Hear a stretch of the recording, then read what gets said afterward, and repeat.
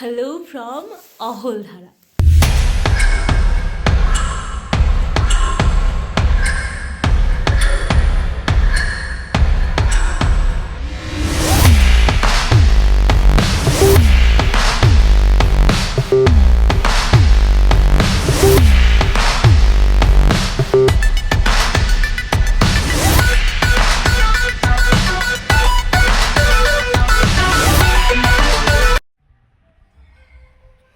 আজকে আমাদের ডেস্টিনেশন ছিল অহলধারা।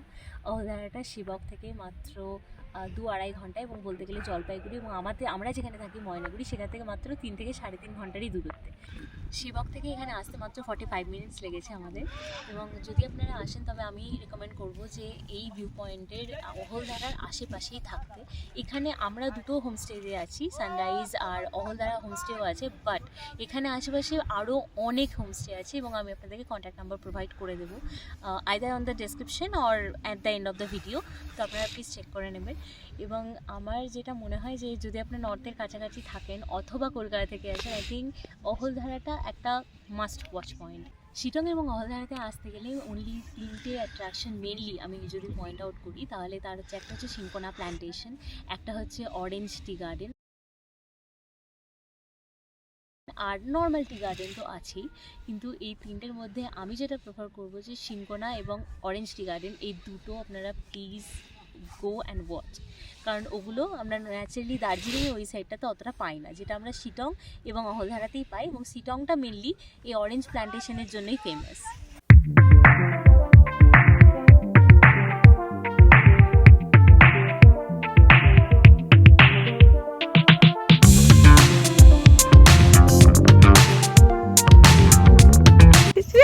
গীতি চলেছে। ওই বাবা লো বাবা, ইমা ওমা তুমি চেনো আমাকে, তুমি আমাকে চেনো ইমা।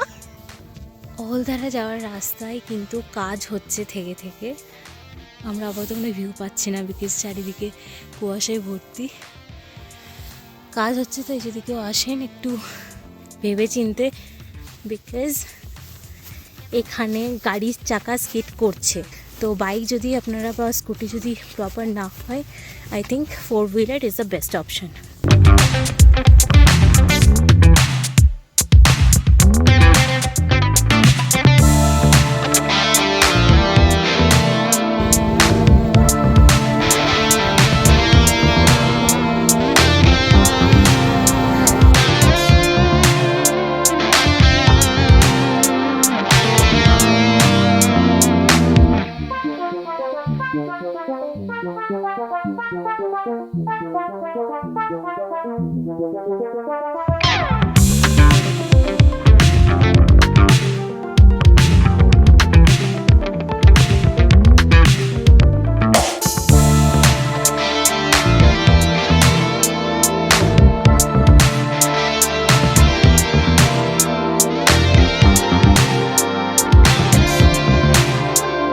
এটা আমাদের হোমস্টে, মানে আমাদের রুম। এগুলো সানরাইজ হোমস্টেতে এগুলো সব নতুন তৈরি হয়েছে রুমগুলো।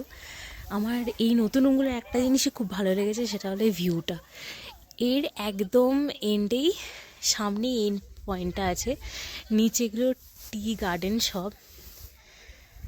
এখানে অরেঞ্জেরও গাছ হয়ে আছে দেখলাম, কিন্তু দুর্ভাগ্যবশত এখন এত কুয়াশা হয়ে আছে যে আমরা কিছুই দেখতে পাচ্ছি না ভিউয়ে।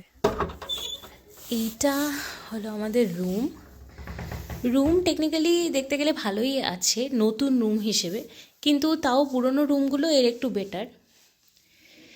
কিন্তু আমার সব থেকে যেটা কষ্ট হচ্ছে সেটা হলো এখান থেকে যে সুন্দর ভিউটা আমি দেখতে পেতাম সেটা এখন কুয়াশার জন্য আনফর্চুনেটলি আমরা দেখতে পাচ্ছি না। আমাদের মেহমান, হাই, তাকা একটু তাকা, একটু তাকাও, তুমি তো তাকাও, কি সুন্দর। আমাদের গার্ড প্লাস আমাদের মেহমান রুমের। হ্যাঁ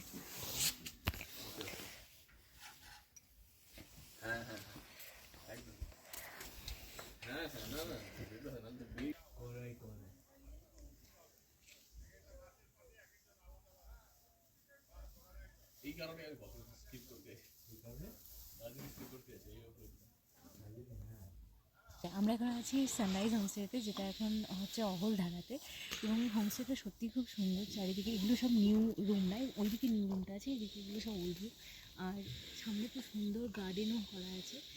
এগুলো টি গার্ডেন অ্যাকচুয়ালি, কিন্তু এখানে চেরি টমেটোস, তারপর অরেঞ্জ, বাকি সমস্ত গাছগুলো আছে। সুন্দর না গাছটা, দারুণ। এখানে অরেঞ্জের গাছও আছে, অরেঞ্জ ধরেও আছে, কত সুন্দর।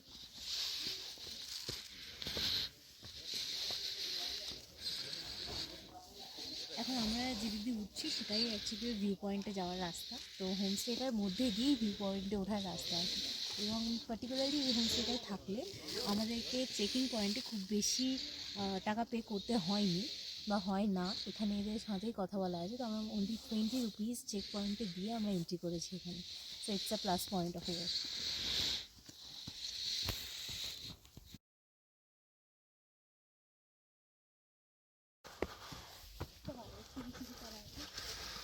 কুয়াশাটা না থাকলে পুরো ভিউটা খুব সুন্দর দেখা যাবে।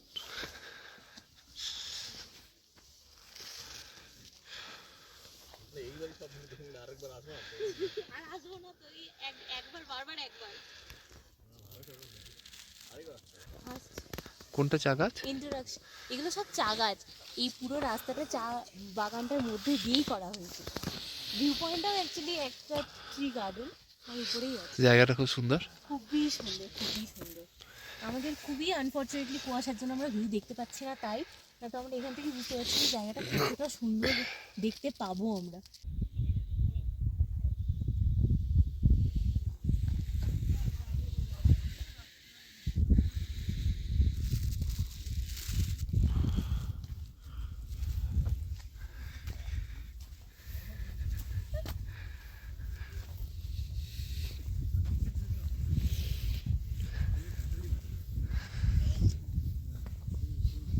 অপূর্ব সুন্দর, অপূর্ব সুন্দর। বাস আমরা এখানে হাওয়াটা নিতে পারছি না, এত ফ্রিজিং কোল্ড হাওয়াতে সব কিছু ঢেকে আসতে হয়েছে। বাট কুয়াশায় ঢাকা, কিন্তু তাও ওয়েদারে অপূর্ব লাগছে জায়গাটা দেখতে।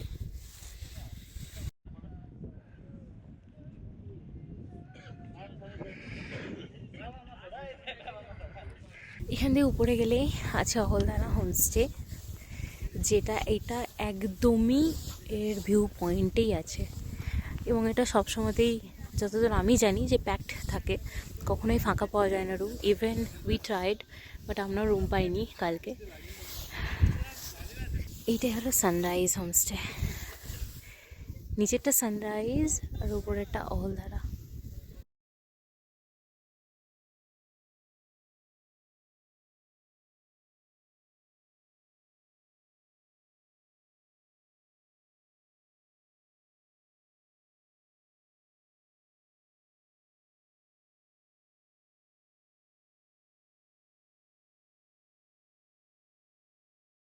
এইটা হচ্ছে অহলধারা ভিউ পয়েন্ট হোমস্টে। এইটা একদম টপ অফ দ্য ভিউ পয়েন্টেই আছে। আমরা ফার্স্টে এটাই বুকিং করার চেষ্টা করেছিলাম, কিন্তু আমরা এখানে রুম কোনো ফাঁকা পাইনি, তাই আমাদেরকে সানরাইজটাতে বুকিং করতে হয়েছে।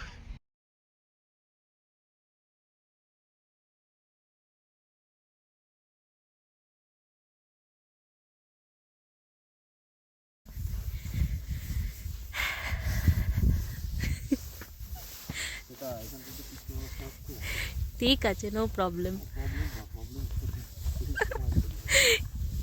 এখানে তো আমার একবার পিছলে গিয়েছিল, তাই একটু ভয় করছে।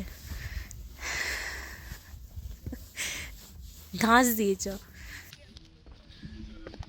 আমাদের কপাল একটু খুলেছি, একটু ওই দিকটা আমরা দেখতে পাচ্ছি।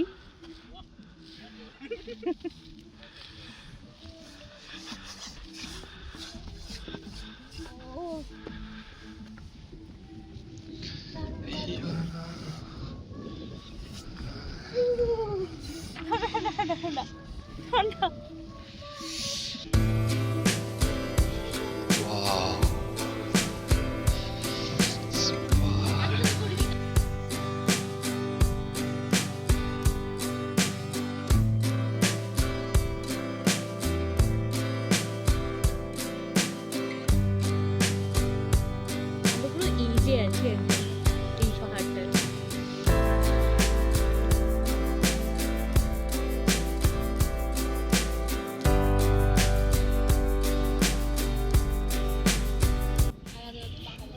জীবনে আমাকে বাড়িতে গিয়ে ভিডিও এডিট করতে হবে, তার জন্য প্রাণ থাকতে হবে।